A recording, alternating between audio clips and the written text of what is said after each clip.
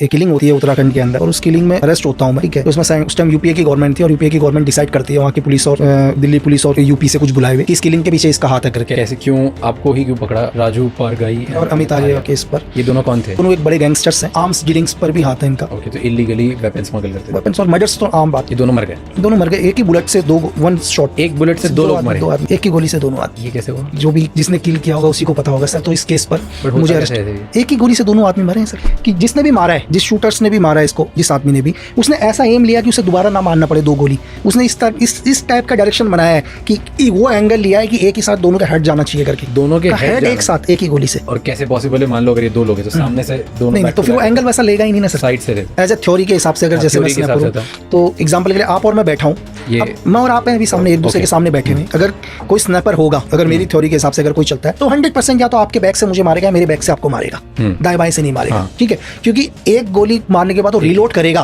तो इतनी देर में मैं रेडी हो जाऊंगा, सेकंड्स के फर्क में। तो उसने जो भी एंगल बनाया है, या तो आपके 360 डिग्री बैक पर बनाया उसने, ठीक है, या मेरे 360 बैक पर बनाया, तो जो भी उसने पॉइंट रखा, उसने दोनों का हेड एक ही गोली से पॉइंट रखा है सर। तो उस हेड से फिर इस हेड से पार तो पावरफुल स्नाइपर। नहीं, गोली बहुत पावरफुल है सर। गोली के अंदर क्या होता है, आपको डिपेंड करता है गोली का रेंज क्या है। हर गोली का अपना रेंज होता है दुनिया के, ठीक है। आप एक पिस्टल से फायर करते हैं तो पिस्टल का रेंज है 15 मीटर सर।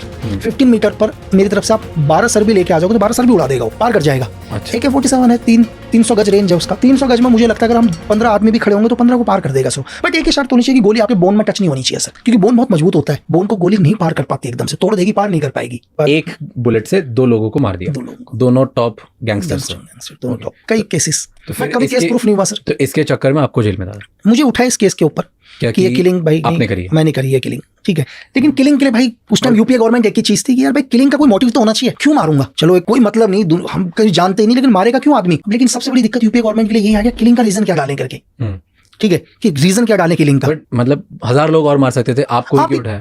कुछ तो मिला होगा, कुछ तो प्रूफ हुआ होगा कि नहीं बस शक के दायरे में? नहीं, एक्चुअली क्या हुआ, क्राइम सीन पर उनकी डेड बॉडी मिली, उसी क्राइम सीन पर एक हॉलिस्टर मिला उनको। हॉलिस्टर मतलब पिस्टल जिस पर रखी जाती है, हाँ, ठीक है।